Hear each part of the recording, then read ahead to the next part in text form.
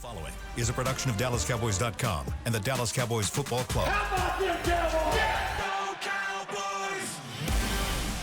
This is Mick Shots. Streaming live on DallasCowboys.com and the official Dallas Cowboys app. Now, here are Bill Jones, Heckma Harrison, Everson Walls, and Mickey Spagnola. And the road to Super Bowl 61 in SoFi Stadium, Inglewood, California, starts now. Wow. This edition. Wow. I know, right? Come on, get him ready. Get him ready, Bill. Well, It does. Get him ready, I Bill. don't know how he was going to get to it. SoFi Stadium, Inglewood, California, 5 miles from where Jerry Jones was born. Super Bowl 61. That's why you my man. That's how you frame that. You do know what number Jerry Jones wore at the University of Arkansas. 61. Number 61. Wow. There it is. So I said it here first. All right. Super Bowl 61. You said it here second. Because you said it last night on the news. I saw. Okay, he said it here second. Okay. Thank you, All right, Chris. thanks, Chris. Yeah. Okay, but I said it here first. Okay, so that established, it's time to look back at Super Bowl 60 and look ahead. Stars are aligning. Yes, the stars are aligning. Look, All right. Heckma's got a star on his hat. Hey, if I come in here wearing anything else, it's an SOS. It's, Okay. Call the people for me. There you okay? go. I like Just that. know what All it right. is. We like to know. Mickey's got a Super Bowl. What number is that? Super Bowl 55? Is that what that is? 45 maybe? 45. Oh, yeah, LV. Was Okay. kind of here. Yeah, it's 45. Okay. Yeah, 15 years ago. X. And here we are. We're ready to talk about it. Everson, how you doing? I'm doing well. How are you doing, William? Doing very well. Doing very well. I had a good time. The most unusual circumstances around me watching a Super Bowl. I actually watched it at church. What? Dude, I what? did. Again? I watched Last week you went to church. I know, This week man. you went to What's going on with you? I need it, What's man. going on with you, Deacon Durone? Hey, man. Hey, I need you. I got to get you back. No, Thinking that might get I you in the actually Hall of just- Fame. Where was the video screen? the video screen was up. Up on the altar? Yes, and they didn't have commercials, and we couldn't watch Bad Bunny. What? Yeah, it's a church. It's church. Come on, man. You saw those booties shaking up there, man, and on the halftime. So you went back and watched. Clearly, he watched it You later. went back and watched. I saw it this morning on The View. Yeah, The View was showing on the View. Were they allowed So to show funny. Lady Gaga singing too? I didn't see that. I just saw when they turned around. Yeah, and you missed it. It was a bunch of hindsight. I'm like, whoa. What is wrong I with woke you? up on that one. Hey, okay. Yeah. They didn't like it that it was all in Spanish? I didn't matter. It didn't matter. I like the music. I like the Music was great. Man, It was. great, bro. Yeah. Man, it's Yeah. can't help but love that kind of music. It's just, Presentation. Go at it. Come Great. on. Yeah, Quite a production. what is symmetry? Is that the word? Am I using it right? To where they Symmetry. You have to look that one up. I know, yeah, imagery. I guess We'll go with the, with going to the fields and how Yeah. they depicted all of that. Yeah, all of that stuff. Kind of reminded everybody that Puerto Rico was part of the United There States. you go. They did a good job in all of that. I have it all right here. Imagine that. Wow. And that the original color of the Puerto Rican flag, the original blue, is really lighter than what we have now. And I didn't know that it was like a really sky blue as opposed to the blue that you have on the flag. So for those people that don't know, I lived in Puerto Rico for 3 years and three and a half my years. man. So I was. to me then. Yeah, I thought it was beautiful, man. If people don't know, Puerto Rican people are very proud people. So I was very happy to see that on display last night. And I know, man, there's so much division going on with everything. But again, if you It's just just love, music, man. if you love a good vibe, That's it, bro. you got it at halftime. So Yeah, that it was was good wonderful. stuff. That And it was was a good good, stuff. and it was a great game. Yeah. It was a great game. Were you guys on the fence about all the lack of scoring? Were you in that first half? Were you like one of those guys in halftimes like this is boring? Did you feel like that at all? I didn't feel like that because I wanted a defensive Super Bowl. And you got I it. didn't mind that. But at the same time, I still wanted a more competitive game. Okay. I wanted it to be a closer game. It was close It was until the end. Well, I think I wanted to. You could see it coming. Yeah. You could see it coming. And I think as it built up to that, you could see the frustration in New England's offense. They didn't have anything going. It was 6-0. Okay, so all they got to do is just get a field goal. It's 9-0. Okay, all they got, maybe if they get a field goal and a touchdown, we're still in the game. It's 12. Okay, man, you're not going anywhere. Let me ask you, Everson. You're spinning your wheels. Everson, I think that maybe the biggest play of the game might have been the first pass of the game. Why do you say that? Because that should have been a pick six. Marcus Jones, the slot corner, Right. jumped that route. Yeah. And if he catches that ball, it's a 7-0 Patriots lead right at the start of the game. And it didn't matter that the Patriots, it wouldn't have mattered what the Patriots offense wasn't really able to wouldn't do have. the next But three that would have quarters of the kept it game. more interesting for But a longer period of I time. mean, and especially with Darnold's history. And, I mean, he led the league this year in giveaways. Yeah. And the first pass of the game, Marcus Jones is a playmaker. I mean, that guy makes. He missed it. Yeah, right. And He missed it. Yeah, and if he goes the other way, boom, we got us a real close game In the rest first of the quarter. Yeah, I mean, In the first quarter. But it was. I mean, like Mickey said, it was 9-0, and with a minute left in the third quarter, wasn't it? Yeah. And then they You could finally got the turnover. See it. Heck, his second or third pass could have been picked off too. By the way, Was the one where the guy went for the hit? Yeah. I saw one where he Well, went the one to Cooper, to Cup down the sideline, which may or may not have been a completion. They quickly got to the line of scrimmage, and did you think he had possession of that? I didn't get a good look at it. I was busy. I didn't think he got his second. Busy. righty. Were you working? Okay, dude. I didn't have time to go back and look at it. Like me at church. I wasn't at church, and I wasn't busy. But shout out to Sam Darnold. And to me, we talked about it a little bit last week on. I've always said, man, he gives me bubble guts because I know he puts the ball in harm's way a lot. Coming into this game, I just felt like the only way that the Seahawks could have any success against the Patriots was running the ball, and you saw that. That was front and center. And I know it's a curse word to call any quarterback a game manager, but he managed that game well. Yeah. And although he had those near scrapes, he avoided it. He made the throws when he needed to, didn't turn the ball over. He only threw one touchdown in this game. And so that all that meant was all they needed to do was get behind that running game. And just like in most instances, and when you make the running back position great again, you realize that running the ball takes a lot of that clock off, and it put the Patriots in a situation where they just ran out of time. Didn't have any room to try and mount a comeback. I'm sorry. I never saw any promise. At all. Offensively. I mean, they had 78 yards total offense through three quarters. And somehow, Drake May had 61 yards passing in the first three quarters of the game. Somehow he wound up with 295 yards passing in that game. Probably in the fourth quarter. And it was obviously all in the fourth quarter, but it was just total domination by the Seattle defense. When a team has to punt 8 straight times, that's where the frustration came in. And I think when I was watching 6 of 7 3-and-outs. See what I'm saying? Right. You couldn't see it. You could see it. I don't care what they almost did. It was never going to come into fruition because that Seattle defense is exactly what we thought they were. In some point in 5 hours of pregame show, Jason Garrett pointed out that for Seattle, well, I think it started at 11 or noon, right? Pointed out that for Seattle's offense to function, they had to run the football and not put the whole thing on the quarterback. Yeah. And that's exactly what happened. Right. And, they did that throughout the playoffs. Walker taking over at running back. He's got some skills. Not bad timing to be the MVP when you're going to be an unrestricted free agent, by the way. Right.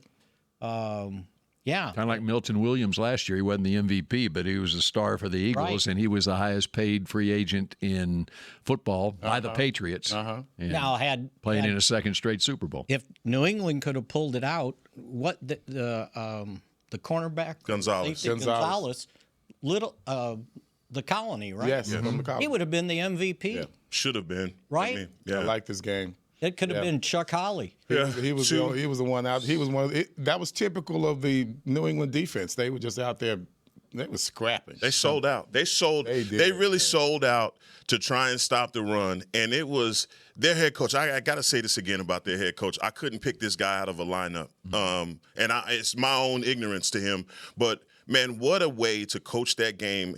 His scheme that he put together, I thought it was masterful because offensively, the idea for Sam Darnold was, look, just don't put this ball in harm's way. We're going to stick to what we do. And like you said, that's what they did throughout the playoffs. But defensively, oh, my God, they smothered. When you have that kind of defense, it's kind of hard to dumb it up. Really, everything that he did, he knew that the defense is going to cover him for it. So he's able to blitz more than what he normally does, and they had 2 weeks to prepare for it. He can go back there doing all of this. He's gonna. Right. They're gonna help him. He's gonna get a response from his defense. He's going to get a reaction from his defense. And of course, as I sit there watching, like, why can't the Cowboys do that? So that was pretty much. Yeah. You liked all that hand motion? You liked all that blitzing? Yeah, I loved it. And the timing of it was great. Especially when the but guy you got to have coming. smart players on the backside, like Everson Walls back there, if you're going to do that kind of thing. The guy was coming from left field on those blitzes. Yeah, timing was perfect. The timing was excellent almost every time. And so, there's a corner blitz on it was the interception return, the pick six. Yeah, but they had two. But the corner blitz worked twice to perfection. And by the way, that corner, Devin Witherspoon, was a first-round draft pick, fifth pick in the draft 2 years ago. Christian Gonzalez was a first-round draft pick 2 years ago of the Patriots, 17th overall pick. And I believe the Cowboys have 2 first-round picks this year. Perhaps you can learn a little something from teams that make it to the Super Bowl, and maybe one of those picks could be a cornerback. It better be. I told you what I want. What's that? Linebacker. And a linebacker. I want that linebacker. What you want, defensive quarterback end? and a linebacker. I thought y'all said defensive. Well, defensive end, I wouldn't be mad. Right. There was a defensive end playing for the Seahawks who has a history here. There was a defensive end playing for the Seahawks who has a history. I was going to say, bring him up. Did you heard about his story, right? I did. About his wife? Wife being 37 weeks pregnant. I had to do the math. So that's 9 months. Mm-hmm. That's why the doctor was at her side. Yeah. Way to get a ticket to the blood pressure. What the doctor? But that was her idea. Yeah. So did you hear what he immediately said after the game when they interviewed him? He goes, "Where's my wife? She isn't in labor, is she?" But the best part is before the game when I think they interviewed him, but I don't know if she said it or he said it, but he pointed out that, we got 5 kids. We can have another baby, but we may not have another Super Bowl. Wow. Yeah, this is number 6 coming. Is he Mormon? That is not just me. Yeah, that's all right. Where's Boise, by the way? Yeah, well, there you go. Yeah. But South Carolina's where he's from. Okay. Unbelievable. That's a good one. He's in the right state. He called his shot, though, last March. He also said players win championships, not logos. There you go. That was as close as he came to saying anything. He said, because they were baiting him in the interviews, right? At one point, one of them I saw, he says, "That's beneath me. I am a Super Bowl champion." Mm-hmm. But you go back to why the Cowboys did not re-sign him. Yes, we know. They didn't have a premonition that they weren't going to have Micah Parsons, right? If the Micah Parsons situation would have played out in March rather than in September, D-Law would be a Dallas Cowboy. They would have re-signed him. Because he got 3 years, $32 million, I believe it was. He's not going to pass that up. Okay, so let's say if Parsons would have stayed, and then we would have still had DeMarcus. No, we would not have had Lawrence. The reason why D-Law left was because the Cowboys thought that Micah was going to be on the team. But had they taken care of the Micah situation in March, and let's say they traded him to Green Bay in March rather than in September, before D-Law left in free agency, then D-Law would be a Cowboy still. And he'd be pretty upset. Yeah.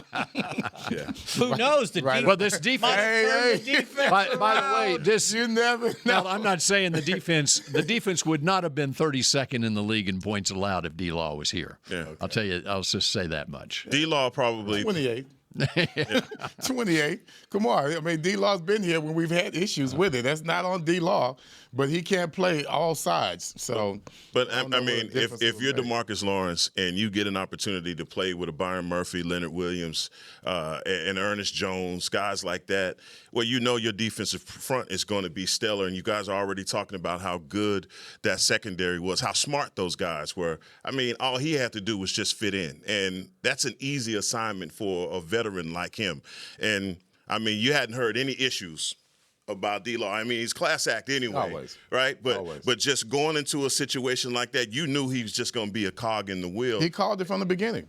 He called it from the beginning. He saw it. I mean, it's a ton of talent on that team, and I'll even go further to say, look, that even though that division is highly competitive, this Seattle team can't do anything after winning a Super Bowl but get better.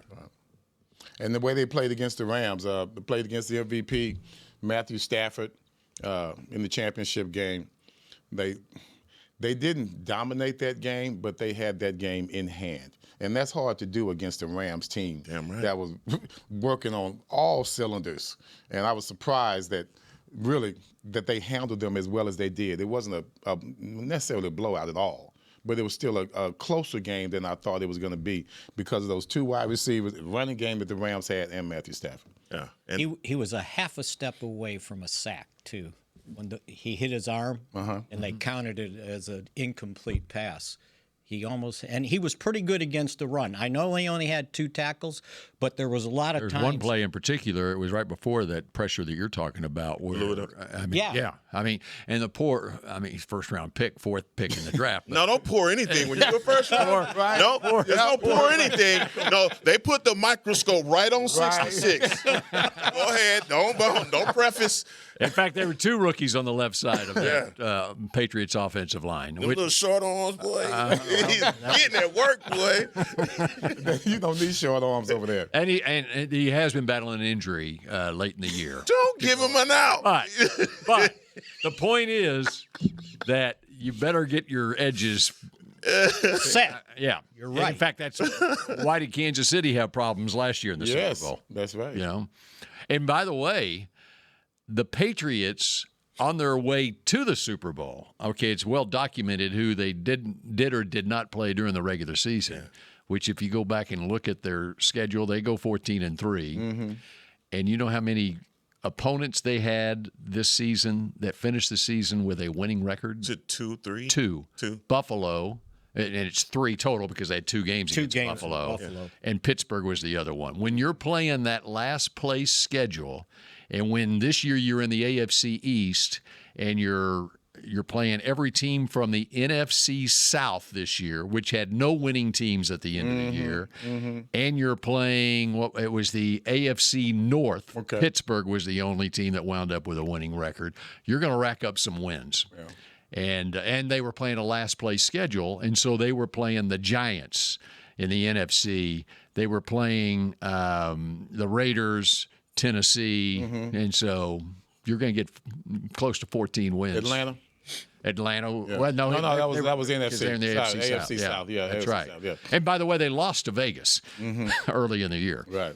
So They were just fortunate. and then think about it in their playoff run That's too. what I was just going to say. So they played the Chargers. And we talk about the Patriots' offensive line being susceptible to the pass rush and not being the strength of the team.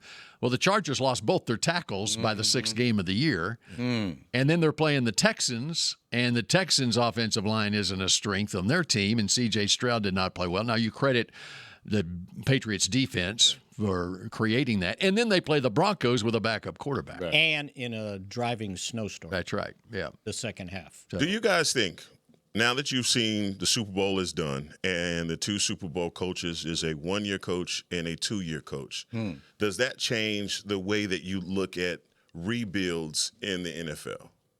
Because of the success that McDonald and Vrabel had. Well, 1 year there. Yeah. Right. He'd been a head coach. right? And been successful. No, I mean, I'm talking about putting that his system in. Yeah.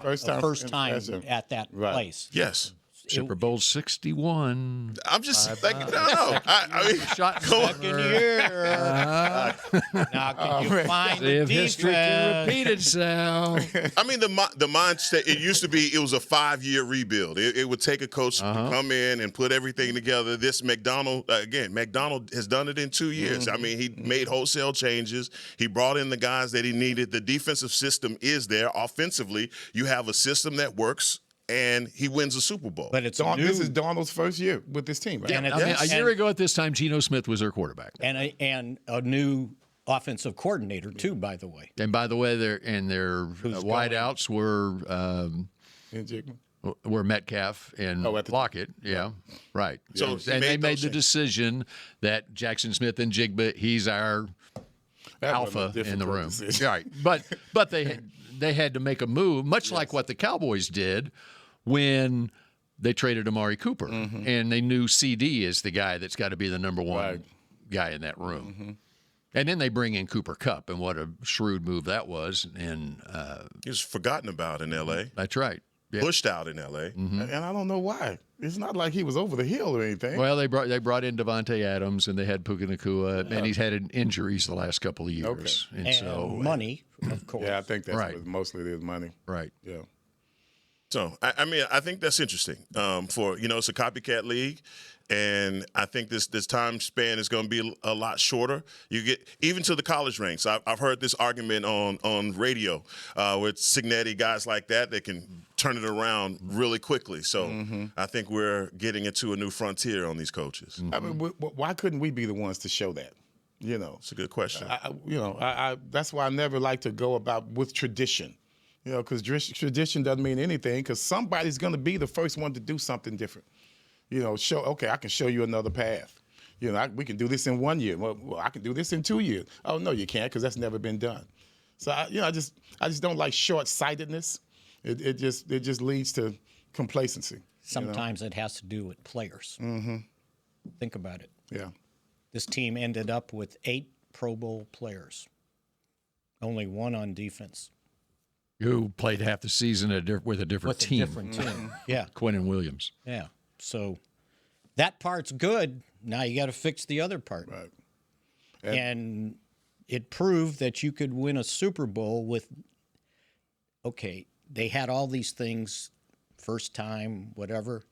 When do you think the last time in a Super Bowl neither quarterback had an 80.0 rating? Wow. They were both like 70-something. And in the Super Bowl. And you had to go back to Terrell Davis to find the last MVP as a running back.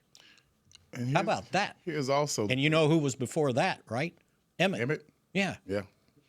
So here's what kind of gets me with this is the Super Bowl, the NFL is going to react to the fans. And if the fans say something like, well, this game was boring, it was too much defense. Now they're going to go change the rules now, how the referees are going to call games, right? And now we're going to be looking at, we got to get more offense in here because the fans don't like it. Because the fans came back and told us this is not what we want to see. It's not exciting. It doesn't go for good ratings. They'll do that. It has happened before. And so is this what we want, or do we want to change? No. Do we like this kind of football? Do we like defense winning championships like it's supposed to be? If that's the way do we want to go back to... If that's the way it turns out, that's the way it turns out. Yeah, I agree with that. They can't change the rules any more than they already have to favor the offense. I mean, what else could they possibly take away from a defense right now? You can't put hands on receivers. You can't touch the quarterback. What else could you possibly take away? Cornerbacks are just so good these days, man. Yeah. Hands on. Pointed out by Everson guys, Walls. Man, they out there balling. But both secondaries, I thought, played excellent football. Okay. I really did. So I was going to wait on this, but since We can. We need a break. So if you want to, here's that page. Hey. Oh, there you go. Oh, I used Everson that. Walls breaking up a pass. I used that when I was posting American Diabetes So Association it was in the stuff Super too. Bowl program. And thanks for telling me last week. as soon as we broke for the show, I didn't have. You're this like, hey, I wanted to tell you. This I was got a picture of you. That I got it after. That was the nice. show. I appreciate that, brother. Absolutely. They didn't forget. Okay, when we come back here on Mix Shots, I'm going to tell you who the real MVP of this Super Bowl was for the Seattle Seahawks. Okay. You'll never. Huh? In 3 minutes? You're going to do it in 3 minutes, I meant. I'm going to do it when we come back. Yeah, in 3 minutes. Okay. All right, in 3 minutes, I'll do that. Or however long. Mix Shots. Break glass. I knew what you were saying. Thank you. Mix Shots continues in a moment. Hey, Cowboy fans. Keith Davis here, former Cowboys safety. Keith Davis into the end zone. You know what separates champions from the rest? Making the right move at the right moment. With blockchain.com, that's never been easier. The Cowboys became America's team by striking bold when it mattered most. Now it's your turn. Invest like your icons with blockchain.com. Visit blockchain.com/cowboys today to get started and learn more. That's blockchain.com/cowboys. Miller Lite, the legendary light beer. The originator, the inventor. If this beer could talk, it'd tell stories about that one time, that night, that one guy, that one gal. Writing a story 50 years long and 50 million friends wide. Because legendary stories start with a light. Here's to 50 years of Miller Time. Celebrate responsibly. 2025 Miller Brewing Company, Milwaukee, Wisconsin. The National Medal of Honor Museum is now open in Arlington, Texas, just a few blocks from AT&T Stadium. Immersive exhibits and exciting technology allow you to fly a rescue helicopter mission in Vietnam and have conversations with virtual Medal of Honor recipients. Come be inspired by these incredible stories of ordinary Americans who did the extraordinary. Get your tickets at mohmuseum.org. We've all been there. You hold on to a coupon, hoping to cash it in at the store, but then you forget about it. And suddenly you've got a mountain of useless expired coupons. Do you think this one's still good? Free milk. Oh, mate, that expired in 1993. Dang it. Fortunately, there are better ways to save money, like by switching to Geico. You could save about $900 on car insurance without ever touching a coupon. Ooh, how about this one? Half off floppy disks. Now, you should try a bit of spring cleaning. It feels good to save big. It feels good to Geico. Back to Mixed Shots.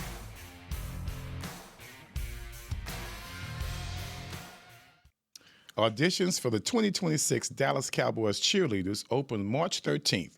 Don't miss your chance to audition for America's Sweethearts. Learn more at DallasCowboyscheerleaders.com/auditions. Okay, you want to know who the real MVP of the Seattle championship is going to be? A front office person. Guy not on the roster. A front office person. Well, John Schneider, the GM, would be a start on that. Okay. Russell Wilson. Why would you say that? Go back to the Russell Wilson trade with Denver. Mm-hmm. Here's what they got in that trade. Okay, the Broncos got Russell Wilson and a 4th-round pick in exchange for tight end Noah. This is their Herschel Walker trade, basically. Mm-hmm. Okay, in exchange for tight end Noah Fant, quarterback Drew Lock, and defensive end Shelby Harris. Mm-hmm. They also got a 2022 first-round pick, a 2023 first-round pick, a 2022 second-round pick, a 2023 second-round pick, and a 2022 fifth-round pick. Okay. So in those drafts in 2022, in the first round, the Seahawks, and I don't know which is their own pick and which is the Broncos. It doesn't matter. Right. Okay. In the first round in 2022, they selected Charles Cross. Okay. They did something with the other pick. But Boye Mafe in the second round, Kenneth Walker in the second round. In 2023, Devin Witherspoon in the first round, Jackson Smith and Jigba in the first round of that draft. And the 5th-round pick in 2022 was Reek Woolen. That's my people. That's my blood. Yep. He's from Fort Worth, right? Hey, Arlington Heights. Yeah, that's right. So there is where you set the foundation, and all those guys I just mentioned, they're all playing well in the Super Bowl this year. That's where you set the foundation for what happened in the 2025 season. So here we go then. That's right. Two first-round picks. Here we go. 2 first-round picks. He'll be saying that next year Already, this time. Right, here we go. And already used a pick to get Quentin Williams. The trade. The building blocks. And cap space. I had no idea you were about to say Russell Wilson. But, I mean, that is a way to look at it. He completely rebuilt that squad for them, and they did a damn good job of some of the other guys that they picked. They came up big on Byron Murphy from UT, a guy that played at DeSoto. I called his games in high school. I'm telling you, he was just as good in high school as you see now, and it's amazing, man. It's amazing to see these guys take the next step, be pros, Jackson Smith and Jigba as well. When I saw him go out of the game, I was a little worried about what they were going to do, knowing that they had Cooper Kupp. Yeah. But you know how concussion protocol goes. Right. Most of the time when a guy goes in concussion protocol, he doesn't come out. Doesn't come back. Right. But just to see that from those guys in Texas, Texas high school football legends. He must have done some negotiating when they went back to the locker room. Oh, he did. He begged. He begged. This is the Super Bowl. My people are in the stands. How about their draft this year?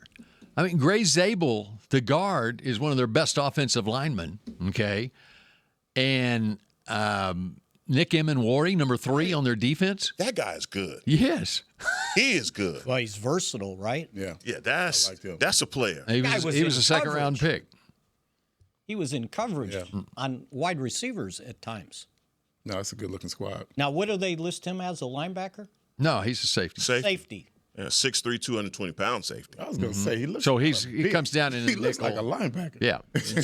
And so in today's NFL with the nickel defense, he can come down and be your nickel linebacker. He can cover in the slot. And plus he's got great leadership. You saw what the NFC Championship game when Rick Woolen did what he did on the sideline. Yeah. And who was the guy that was on the Seattle sideline getting Rick Woolen's act back together again? Mm-hmm. It was Nick Emenwari, a rookie. Yeah, doing that. So is that safety from Ohio State like that?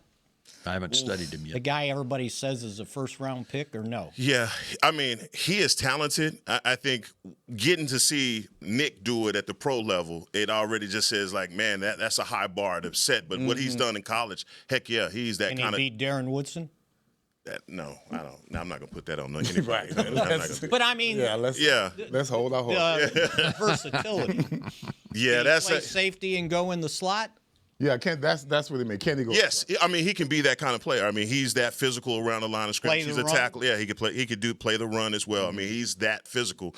But man, that's seeing Nick do it. Is like, man, coming out of South Carolina, I don't know how many people had him in the vein that he's able to play with Seattle. And so, I mean, he's just showing his worth, and their scouting department came up big with him. Well, I've seen him go to the Cowboys in mock drafts, and as we went through last year, I said, I don't want a safety in the first round. Right. Like, I don't want a guard. First round. We've maybe got 2 of them since then. Yeah. Well, the other question is, now that we've seen, I asked the question about, coaches and their tenure, but also next year's Super Bowl coaches. Will they be coaches that, as we talked about offense, will there be coaches that have great defenses or coaches that have great offenses? Because as we saw this season, it was all about defense. Yes. And 8 of the top 10 playoff teams were top defenses. Top defenses. Yeah. And so, I mean, the question is, we know here we got a great offense, and now we're trying to find clarity on our identity on what that's going to look like next season. It shows that you can have a defense that is good enough to cover for your offensive problems. So, to me, if the Cowboys' mindset could be, we might let some offensive guys go that we think, we never should let them go, because our defense could be, if we do it right, as good as the Seattle defense, as good as New England's defense. I think they would take more chances if they're going to go with the trend in the NFL. We don't want to lose anyone offensively, of course. But when you start talking about salaries and the cap and all of that, don't be surprised if we have to let somebody go that we really love. Don't be surprised. I'm just saying, because now if you're going to go with the trend, hey, man, we got to go with defense. 8 out of the last 10, 8 out of the top 10. We got all these top defenses. Yeah. We may not be able to get our defense where we want it unless we let somebody go on offense. Number 3, you really love number 3 on offense, right? I do. Mm-hmm. And I really don't want to put that out there in regards to him. You hinted at it. I didn't say no. He hit a number. Well, I didn't say who else were you going to let go? Man, there's a lot of guys that we got running backs that are good. We got wide receivers. We got tight ends that are good. So somebody, offensive lineman, we don't know who we might lose while we're trying to show up our defense. It's not going to be like, okay, this is going to stay the same over here. Nice ice cream and candy over here. But then what you got over here, we're The trying to only improve. way he's not here is if he chooses not to. Why y'all keep talking about this one guy? I didn't say the one guy. Well, let me, but that's since the he's only beating guy around you're the gonna bush, let me spend give you money the on. free agents. Let me give you the free agents to be, okay? Would he be, he could be talking about Javonte Williams. He could. Okay. He could be talking about number 3. He could be talking about No, because he's going to get franchised. You hinted at it. You opened the door. Is he talking about Jalen Tolbert? No. Okay, he's a free agent. Miles Sanders, Robert Jones, Brock Hoffman, and T.J. Bass are restricted free agents. And so is the kicker, by the way. Yep. Oh, yeah. Brandon Aubrey. There you go. You don't want to spend $7 I don't million on want to do him. none of that. I don't want to do nothing.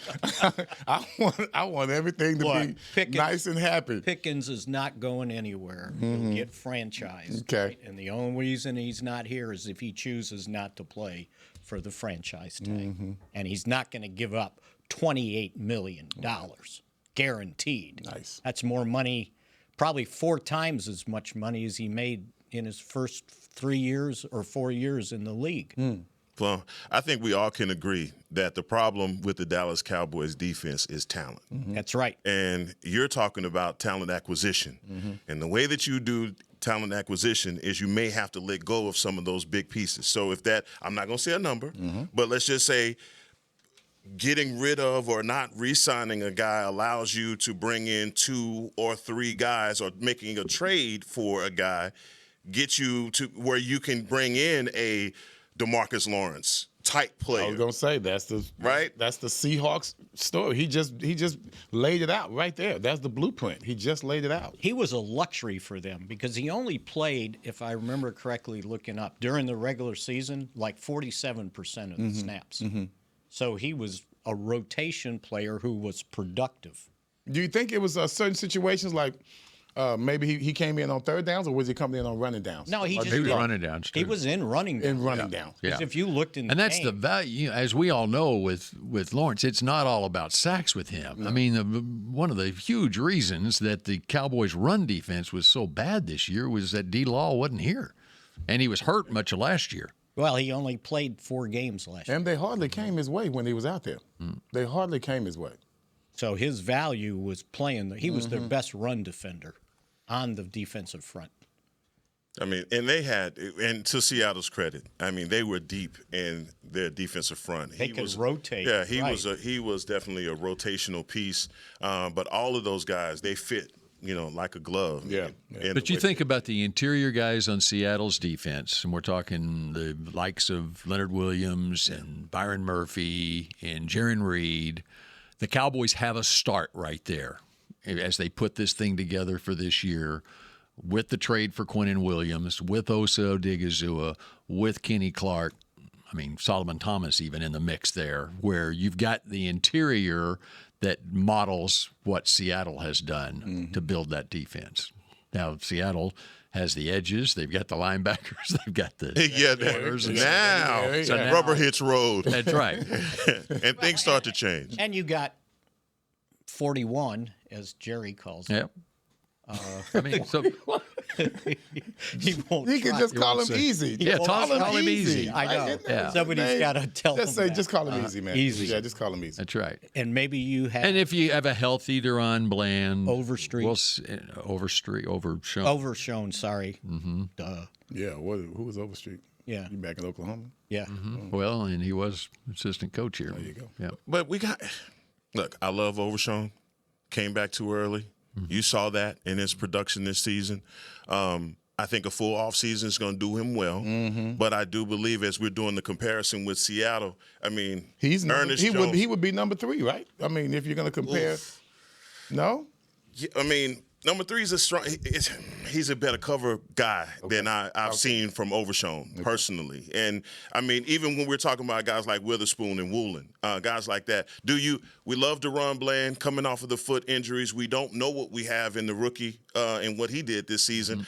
There's no comparison when you talk about the back half of their defense, the talent level that they have. Well, now we're talking about last year's defense. What about this year's defense with the Cowboys? We have a defensive coordinator, a new defensive coordinator. So he needs something to coordinate. I know. So he might bring in his own type players. Well, and that might be something. Start with a cornerback. Yeah. Start with a linebacker. Yeah. So yeah, that would be a good, a lot of seats to look fill. forward to. A lot of seats to fill, and that's all. I'm bringing it up because I think that's the most intriguing part about what you do next season is talent acquisition. As we continue to talk about that, and the decisions on who's going to get paid and who's not going to get paid because of you needing so many different pieces. Are they a bunch of amazing individuals, or do they just play well as a team together? You're talking about Seattle's defense? I think they play well as a team together. So everyone out there, they're not superstars.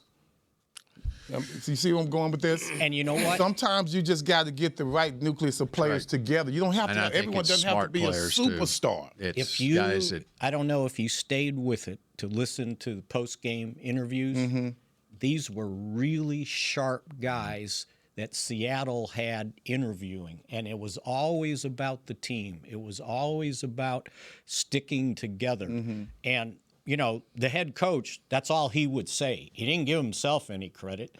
He didn't give this guy or that guy credit. It was the team. As a matter of fact, in the middle of one interview, he's on air, and they're asking him a question, and his answers are about as boring as can be. And he interrupted the guy and said, talk to this guy, because I think the running back and the quarterback were there. He goes, because this is really bad TV, meeting himself, right? And he was right. But that's the kind of the personality of the team. The culture of the team. Yeah, the culture. And that's what all the guys talked about was the team. It wasn't about me. It wasn't about this guy or that guy. It was about the team. And I thought that was pretty indicative of what was taking place. Think of the Legion of Boom, the secondary. Yes. And what was the strength of that? Cam, Richard Sherman, Earl Thomas at safety. Yeah. I'm sorry, I thought their safeties were dynamic. Yeah. The way that they played Cam and Cam was right. Scary. And a lot, and it was such and I'm talking between the years. They knew what each other was doing. And I think that is such a huge part of it. That's kind of why they always put Richard Sherman as the head of that Stanford, intellect and all of that, and of course playmaking. And Earl Thomas had that same very instinctive player. UT. Right. No, he was a dog. I loved him. I guess to your question about these individuals on this team, I just think they have a great mix, and I'm telling you, to me, there's about 7 guys on that team that I believe are just dynamic football players. That Nick Emenwari guy, I think he could play for anybody. Sure. Devin Witherspoon, I mean, just his play style, to me, it just screams Who would you compare? Who would you say that the Cowboys have that you just say individually thes guys would impress you? I mean, Quentin Williams is one. I take him off the table. Would Overshown be one of those guys? Before the injury, I mean, his speed and just ability to go sideline to sideline, it made him an electric player. I just, he wasn't just like a try-hard guy. You could see the talent in him. Other than that, since DeRon Bland, the foot injuries, I mean, I think it's limited his production. But before that, I mean, obviously he set records. Those are the only 3 guys that I can point to. And Kenny Clark. Kenny Clark. Sure. Yep. All right, got much more to get to here on this edition of Mix Shots in just a moment. Hey, Cowboy fans, if you're thinking about attending a game this season, visit cowboystravel.com to book your travel package today. Stay at the team hotel, have dinner with a Cowboys legend, and experience the best sports venue in the world, AT&T Stadium. Also, tour the Star, get autographs from your favorite players, and talk X's and O's with me, Mickey Spagnola. The official travel partner of the Dallas Cowboys will take care of all your travel needs. Visit cowboystravel.com to book your package today. We all do it. You keep singing the wrong lyrics to a song, even though you know they're wrong. You stick with them. So, what you're saying is, it's I love you, babe, and not lasagna, babe? Reminds me of how people might be sticking with the wrong insurers. But switching to Geico can get you the right coverage for the right price. Oh, man. This whole time, I thought Fire in My Heart was referencing the heartburn from the lasagna. I hate to break it to you, mate. It feels good to get it right. It feels good to Geico. Hey, Cowboy fans. Keith Davis here, former Cowboys safety. Keith Davis into the end zone. You know what separates champions from the rest? Making the right move at the right moment. With blockchain.com, that's never been easier. The Cowboys became America's team by striking bold when it mattered most. Now it's your turn. Invest like your icons with blockchain.com. Visit blockchain.com/Cowboys today to get started and learn more. That's blockchain.com/Cowboys. Miller Lite, the legendary light beer. The originator, the inventor. If this beer could talk, it'd tell stories about that one time, that night, that one guy, that one gal. Writing a story 50 years long and 50 million friends wide. Because legendary stories start with a light. Here's to 50 years of Miller time. Celebrate responsibly. 2025 Miller Brewing Company, Milwaukee, Wisconsin.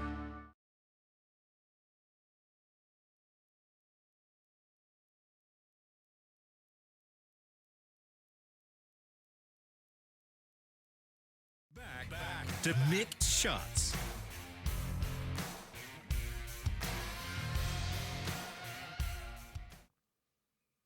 Go. Lone Star Smokeout is back in Arlington, April 24th through the 26th.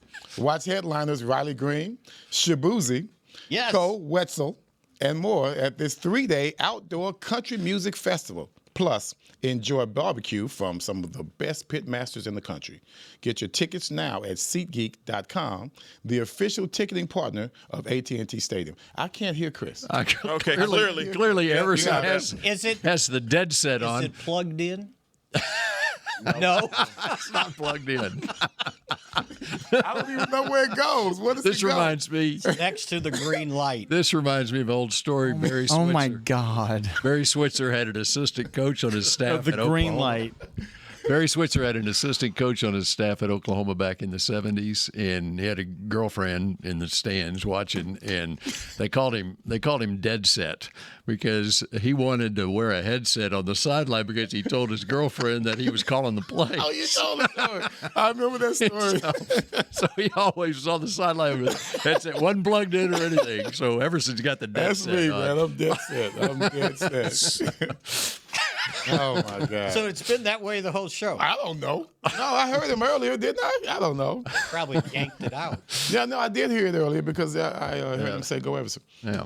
That's funny. All right. Only on Mick Shots. Well, we just got about 12 minutes left here on this episode of Mick Shots. So much happened during the last week that we need to get to. Not funny. So, Mickey, where would you like to start on the happenings of the last week? How about Hall of Fame? Okay, we start on Thursday night. NFL honors.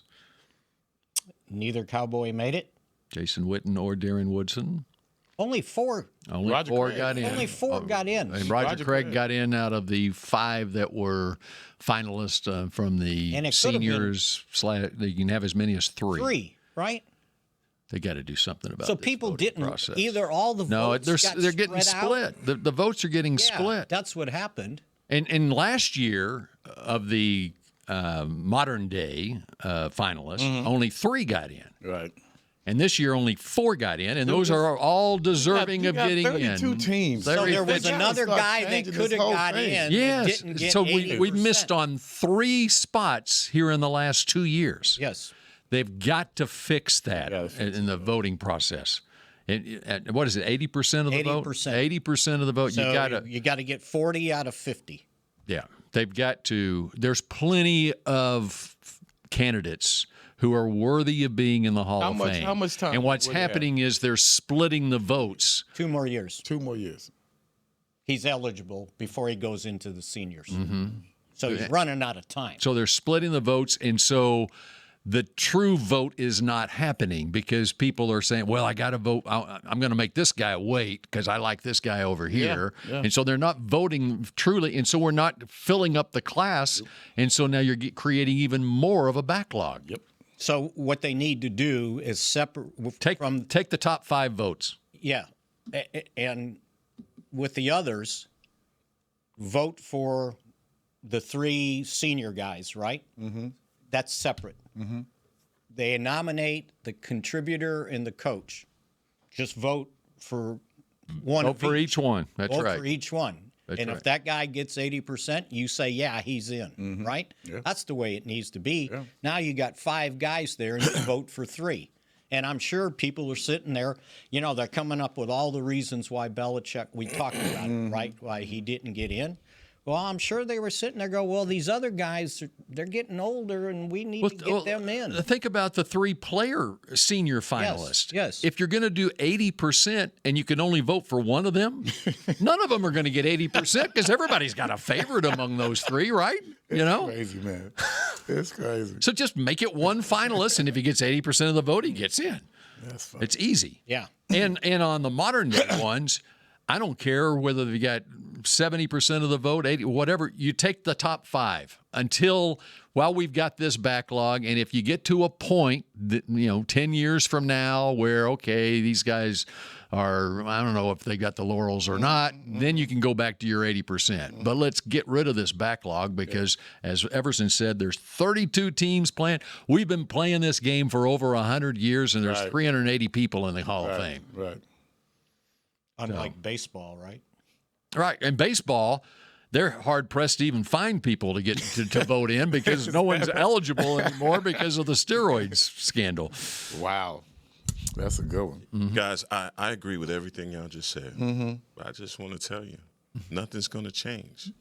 This convoluted process is going to continue. And the more it continues, the more ticked off people are going to be year in and year out. You don't think they're going to change anything? I don't think so. And I think when you have a guy like Kraft and Belichick that are left off, I mean, can you go any lower? For a guy that has had somebody was reading a stat about the percentage of Super Bowls that Belichick had been in on. I think it was like 12% of all the Super Bowls played that he's been on the sidelines for. So, I mean, that's crazy from a coaching perspective and accomplishment for him to be not on the list. And so, I mean, we were talking about it last week with Darren Woodson. It ticks me off. Pisses me off for him not to be a Hall of Famer. And whether you call me, I don't know, man. It's a favoritism, a guy you like. It's getting past overkill and disrespectful for a player of his stature and for what he's done and his contribution. So, especially since there was one open spot that could have been filled. And it does. And again, and 2 spots last year that could have been filled. Bro. And I want to say this. When I saw Roger Craig, I said to myself, hell, I can't believe that Roger Craig wasn't already a Hall of Famer. That's right. What? You mean to tell me Roger Craig wasn't a... Come on. What? He went through 20 years of being eligible and didn't get in? What? Well, if anybody was watching football in the Roger Craig wasn't a Hall of Famer? Crazy, bro. Yeah, that's crazy. Everson Walls, is it? I'm not. But no, when you talk about Roger, you're talking about a team that he was a major part of. Hell yeah. I mean, it's a historical team. Yeah. Quarterback, 4 Super Bowls. I mean, come on, man. You're going to tell me that Roger Craig wasn't instrumental in any of that at all? I'll give you another guy that was eligible last year and this year. And you had 2 spots last year and you had 1 spot this year. Terrell Suggs. He's got 139 sacks in his career. Right. He's got a Super Bowl ring. All right. He played like 17 years in the league. and he can't get in when you got a spot open right there? I always ask. Let me say this. Who came up with the idea that the media is supposed to be ahead of this? Why?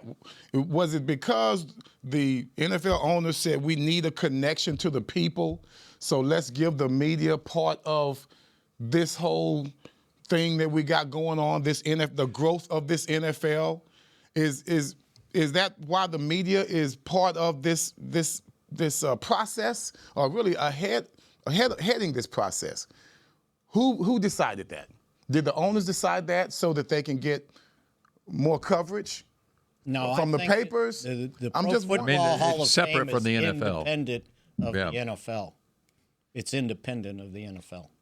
Which is why, like Warren Moon, when his Canadian Football League stats count for his Hall of Fame candidacy. Because it's Pro Football Hall yeah, of Fame, right. not NFL. Gotcha. So Cavante Turpin, his his indoor football league stuff, that'll when he comes up. Well, we know who will vote for him. Yes, we do. Absolutely. Oh man. All right.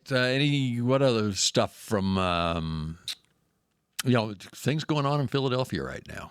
Jeff Stoutland, their highly respected offensive line coach, out. There's offensive coordinator at all. Out. Yeah, well, it was his own doing. He wasn't happy with their new offensive coordinator comes in, and he's supposedly not going to be the run game coordinator anymore. He said, "Well, enough of that, then." All right. And then there's even talk that Lane Johnson contemplating retirement, maybe even Landon Dickerson as well.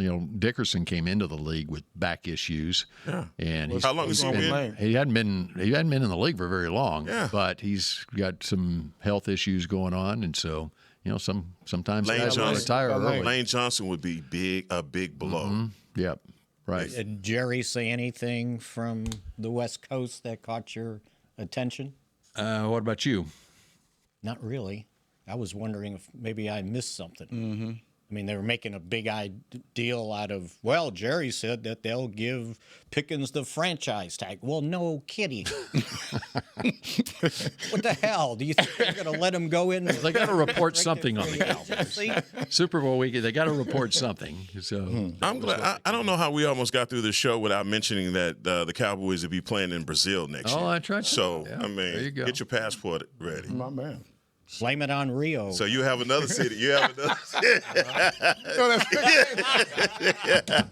And I still make it. Yeah.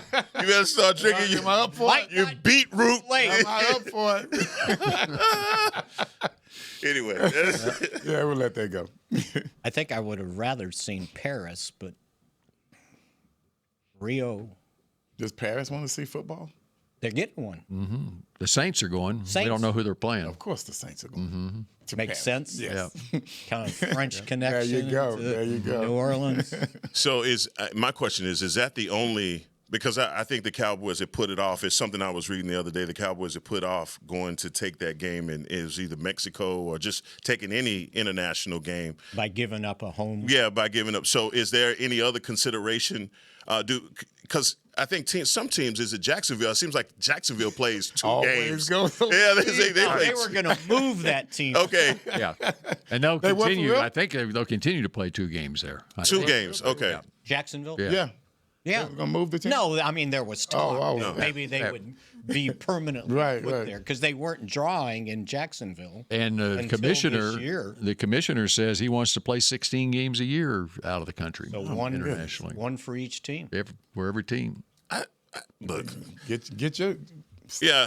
That's why passport that's ready. Right, that's why the NFL is king. But we may not be going towards a 18-game season, and it's maybe getting close, but at least 2 buys within the season, because you would have to. Those teams that are playing earlier in the season, they end up having to take a bye week right after that game, and you try and schedule your bye week late in the season, at least mid-season. So maybe that's one of the changes that you make as a rules committee gets together here in the next couple of months. Well, if I'm the NFLPA, I'm not approving it until I get the extra bye and I get a larger 53-man roster, because I've got to You got to be able to supplement the amount of injuries that will occur over 18 games. And I think that's what got to be, because they were way against it when it came up at the Super Bowl. Meeting. With all these injuries that we've had, do you think it has anything to do with? And I think so. And because we do have a lot of injuries. Yes, I mean we're good. Especially towards the end of the year when you start losing. December, the most important games of the year, and you got guys, and literally. The 90-man roster you have in August, those guys, and everyone talks about, these preseason games don't matter. There are a ton of guys playing in those preseason games who wind up being on practice squads, and they are essential players in December because of so many injuries, and with the different ways you can use the injured reserve and so forth and bring players back. That's crazy. That sort of thing. But the extra bye week will be helpful in reaching the goal that the NFL has, which is like to play the Super Bowl at the end of February rather than and they're getting close. The next year, again, it's February 14th. It's Valentine's Day. Oh, Lord. Yeah. That's my anniversary. Oh, okay. Did you plan it that way? Of course. Well, you can enjoy it along with... You know me, man. Life doesn't have to be that difficult. You need to take your bride to Super Bowl 61. All right. Where Jerry will be 5 miles from his place of birth. Let's go. We'll go there. Mm-hmm. Yep. All right. Do we have to finish on time? Is it? Yes. It's 12:01. We're past time. Oh, okay. Yeah. Well, that's on time for us. That's right. All right. And so we'll shout at you. Not on Monday next week. We're going, because it's a holiday on Monday, we're going Tuesday at 9 a.m. At 9 a.m. Yep. Go Cowboys. This has been a production of DallasCowboys.com and the Dallas Cowboys Football Club. How about this, Cowboys? Yeah!